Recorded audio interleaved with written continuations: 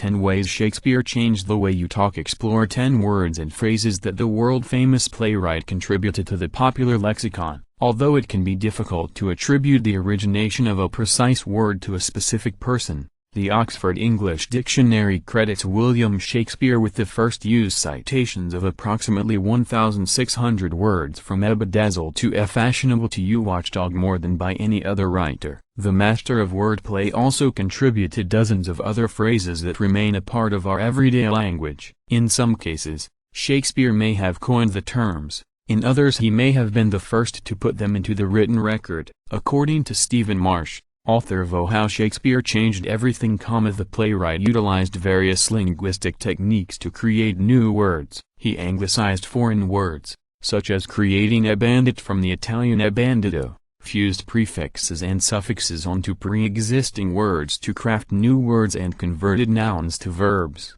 such as eat or elbow someone out of the way. Shakespeare had language and very little else to create effects, Marsh says. He was the special effects master of language. That's why the language is so dense and intense. The reason why so many of the bard's words and phrases continue to resonate hundreds of years after his death remains one of literature's great mysteries, according to Marsh. Is it just because Shakespeare was imposed on audiences for so long, or is it something in the words themselves? It's impossible to know. Credit Andrew_Howe. Among the hundreds of Shakespeare's enrichments to the popular lexicon are the following 10 words and phrases. 1. Green-eyed monster in Othello, the arch-villain. Another word credited to Shakespeare. Iago warns the title character, Oeo, beware, my lord, of jealousy. It is the green-eyed monster which doth mock the meat it feeds on. Shakespeare had earlier referred to a green-eyed jealousy in O the Merchant of Venice, perhaps employing the color because 17th-century writers equated a green complexion with illness. 2. Critic in O Love's Labour's Lost, the lovesick Baron laments his past judgmental behavior and refers to himself as a critic, nay, a night watch constable. By anglicizing a Greek word that means to judge or decide, Shakespeare unwittingly gave birth to a word used to describe centuries of reviewers who praised and condemned actors and actresses reciting his works.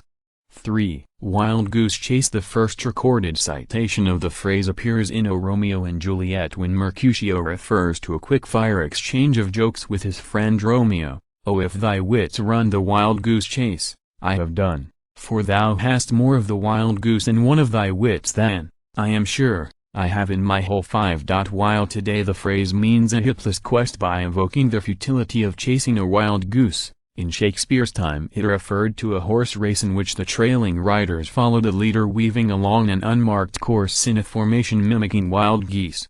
4. Hot-blooded/cold-blooded. Shakespeare equated levels of excitement with blood temperature several times in his writings. In O the Merry Wives of Windsor, Falstaff exclaims, "Oh, the Windsor bell hath struck 12, the minute draws on, now, the hot-blooded gods assist me!" In O King Lear, the title character refers to a hot-blooded France. On the opposite end of the spectrum, the widow Constance in O King John berates the emotionless Limoges as a cold-blooded slave. 5. Skim milk. In O Henry IV, Shakespeare uses the skimming of cream from milk to describe someone of weak character. When Hotspur condemns a nobleman for failing to support his rebellion against the king, he proclaims, "Oh, could divide myself and go to buffets, for moving such a dish of skim milk with so honorable an action!"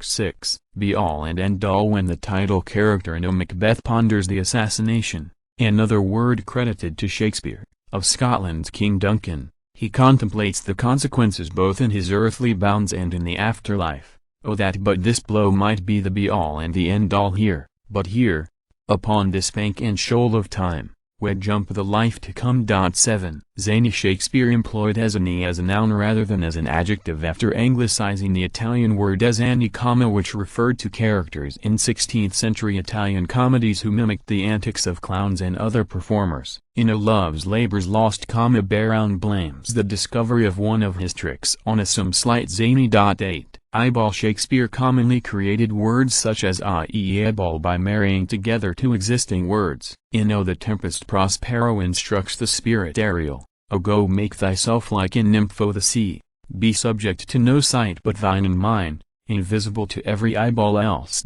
Shakespeare also used the plural eyeballs several times, including in A Midsummer Night's Dream when Oberon instructs Puck to sprinkle the juice of a flower in Linder's eyes that will make his eyeballs roll with wanted sight. 9. Night Owl. When Shakespeare wrote For Night Owls Shriek Where Mounting Larks Should Sing in O Richard II, he was referring to the nocturnal birds. When he employed the term in the narrative poem O the Rape of Lucrece, however, he used it in a figurative sense to describe people partial to nightlife. O this said, his guilty hand plucked up the latch, and with his knee the door he opens wide. The dove sleeps fast that this night owl will catch, thus treason works ere traitors be espied. 10. Jessica Marsh says that Shakespeare's most remarkable addition to the English language may be the girl's name O Jessica, a possible anglicization of a biblical name employed by the playwright for the daughter of Shylock in O the Merchant of Venice. Nobody names their daughter Jessica because they think Shakespeare invented it, they just do it because it's a great name, Marsh says.